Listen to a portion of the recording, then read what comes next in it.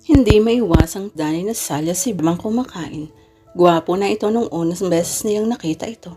At nung nagkita sila sa kasal ng Kuya Jeff niya, ay halos hindi niya pinapansin ito dahil naiirita siya sa mga babaeng nagkakandara pa rito. Hindi niya alam kung paano naging gwapo ito. Ngayon ay nasagot na niya ang tanong. His features were more defined now. Para ding nag-mature ito at naging matalino. Dati ay parang happy-go-lucky lang ito. Ngayon ay pag-aari na nito ang isang restaurant. Mas maputi pa ito kaysa kanya dati. Ngayon ay light na ang kulay nito. Gumanda na rin ang pangangatawan nito kung pagbabasihan ng paghakap ng blue-gray cashmere shirt na suot nito sa katawan. Parang nag-aanyaya yun na kahit sinong babae na humilig sa matipunang dibdib nito at mind your food na Salya. He cut her thoughts. Kung gusto mo ng dessert, ipapakuha ko na. Basta wag mo akong gawing dessert. Napakurap siya. Ha? Anong dessert? Dahan-dahang kumurba ang sensual ng ngiti sa mga labi nito. Sweetheart, ang lagkit-lagkit ng tingin mo sa akin. Akala ko matutunaw na ako. Pinalalabas mo ba na may gusto ako sa'yo? Hindi ako nagsabi niyan. Ikaw, pero di naman kita masisisi. Sumubo ito ng shrimp with lemon sauce. You must find me so hot. Normal lang iyan. Hot? Hiniwa niya ng marinang grilled squid sa gigil sa kayabangan ito. Ikaw ang kumain. Gutom lang yan. Naghahalusinasyon ka na gusto kita. He let out a masculine laugh. You don't have to tonight eat. Alam ko naman na gusto mo ko kahit hindi ka magsalita. I'm sorry, you can't have a piece of me. Nandito ako para lang sa kapatid mo. Sumilakbo ang inis niya. That was supposedly my line. Napakayabang talaga nito. Sinasabi pa na interesado siya sa katawan nito. Maganda nga ang katawan nito, pero parang ampaw ito. Hangin ang laman. Kahit magmukha pang makisig ito, ito pa rin ang bigs na tinanggihan niya. Relax, hindi ko naman sasamantahin ang kahinaan mo. Isa pa, mas mapili na ako ngayon sa mga babaeng i-date ko. You are definitely not my type. Nagtagi sa mga bagang niya. Tanawin mo muna ako kung type kita. Sabihin mo na lang sa akin kung anong napag-usapan yun ng Kuya Jack ko. Iniabot nito ang folder sa kanya. That is a copy of our agreement, signed and approved by the both of us. Bukas ipapanotarize na yan sa abogado. Pinuklat niya ang folder. Naroon ang fax na hinihintay nitong dumating kanina. Bisasa niya ang nakasulat. Briggs Robles will be the guardian of my sister Nasalia de Saavedra during the duration of her stay in riding club. Anong guardian? I don't need a guardian. Hindi na ako bata. You do. Sa pagpasok ng kahit sinong bisita sa riding club, magiging responsable ang isa sa mga member sa lahat ng gagawin niya. Teka, akala ko ba katulad lang ako ng ibang empleyado rito? Hindi ko nakakailanganin pa ng guardian. Yun ang rule na nabasa ko sa guidebook ni Miko. Hindi ka basta empleyado rito ng Salya. Hindi ka duman sa screening na ibinibigay sa mga tauhan na nakapasok dito.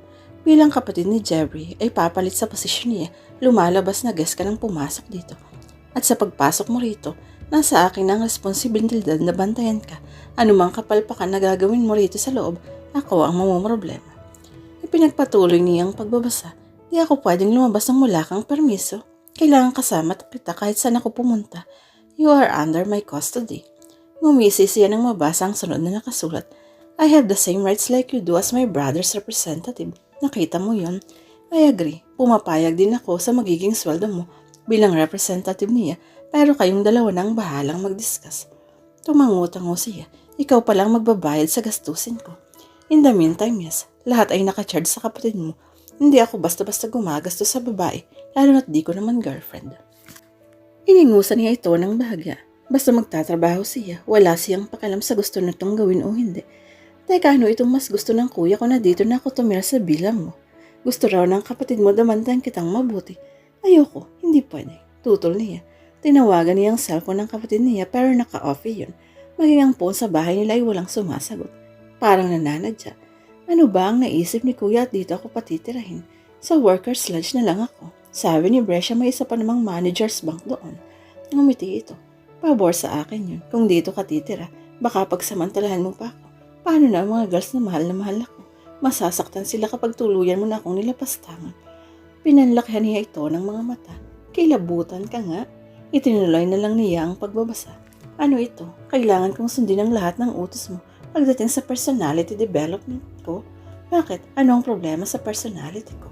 Lahat. Bigla ay hindi ngumingiting sagot nito. Tumayo siya. Iniinsulto mo ba ako? Hindi. Hindi lang bagay sa personality mo bilang bagong kapalit ni Jack.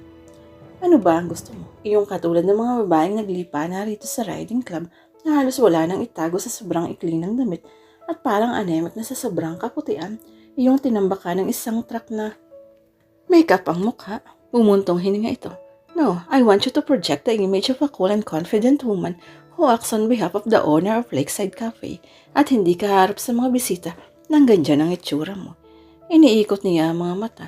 Matabobre nga pala ang mga tao roon, samantalang siya ay nakakaharap sa mga investor ng kahit ano ang suot, walang kaarte-arte. Ang importante ay ang produkto. Hindi ako pababalikin sa Bukidnon at paaalisin din ako sa riding club kapag di kita sinunod. Bulalas niya sa mataas na boses. Ano sa palagay mo ang gagawin ni Kuya sa buhay ko? Saan ako pupunta? Wala siyang alam uwian kundi ang Bukidnon lang. Papa mo naman ang nagsabi niya. Kaya kung di ka magtitiis sa susunod sa akin, wala akong pagpipilian. Sinusunod ko lang ang kasunduan.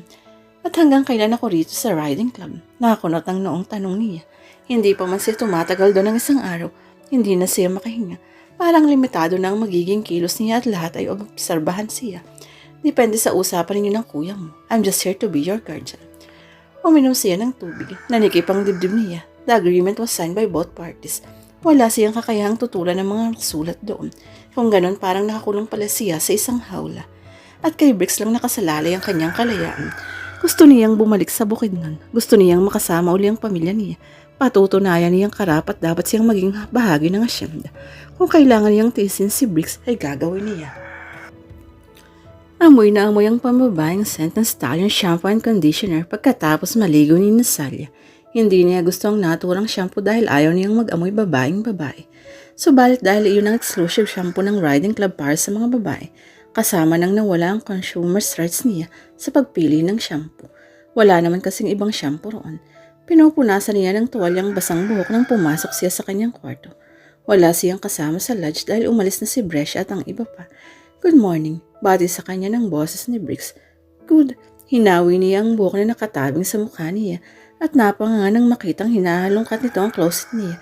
Anong ginagawa mo? Iniimpake ko na ang mga damit mo. Your wardrobe sucks.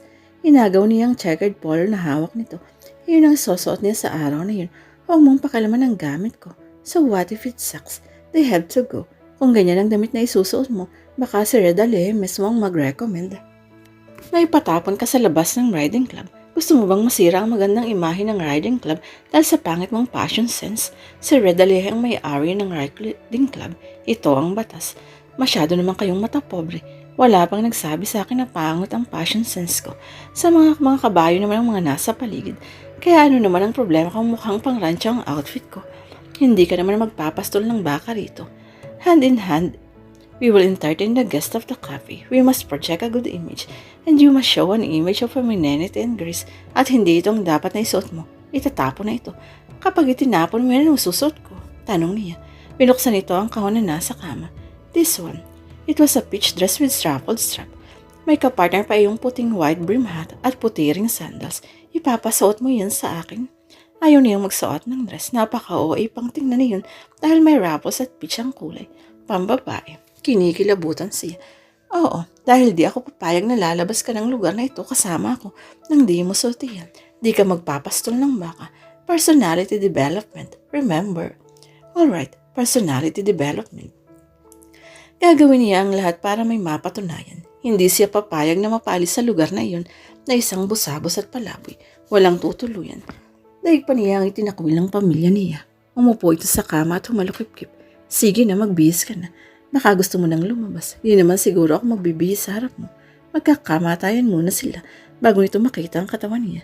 Natatili pa rin itong nakaupo sa kama. I don't mind. I'm not interested. Nakakainsulto ito kung umisi na parang walang interesante sa katawan niya. Kahit gaano pa siya kapangit, babae pa rin siya. At walang karapatan ito na insultuhin siya. Inihagis niya rito ang ilan sa mga damit. Itong mga damit na to, iimpake mo at ipabalik mo sa Bukidnon. Ibigay ka mo sa mga tauhan namin. At ikaw, huwag kang mag-ambisyon na maghuhubad ako sa harap mo. At kapag nag-ambisyon ka pa, babaliin ko ang buto mo. Lumabas ka na. Amoy babae ka rin pala kapag nag-iba ng shampoo. May potential ka naman palang maging babae. Ingising-ngising sabi nito paglabas. Bilisan mo. This will be a very busy day for you. Gusto nang isumpa ni Nasalia ang Stallion Riding Club. Kahit saang party yata siya ilagay magkakaroon siya ng contrast. Kahit yata ang malakarpet na damo roon ay mamahalin, ang mga kabayong tumatakbo roon ay pawang mamahalin. Hindi katulad ng simpleng working horses na ginagamit niya sa asyenda. Para sa panlibangan lang ng mayayaman ng mga iyon. Ang alam niya ay mahal ang membership sa riding club.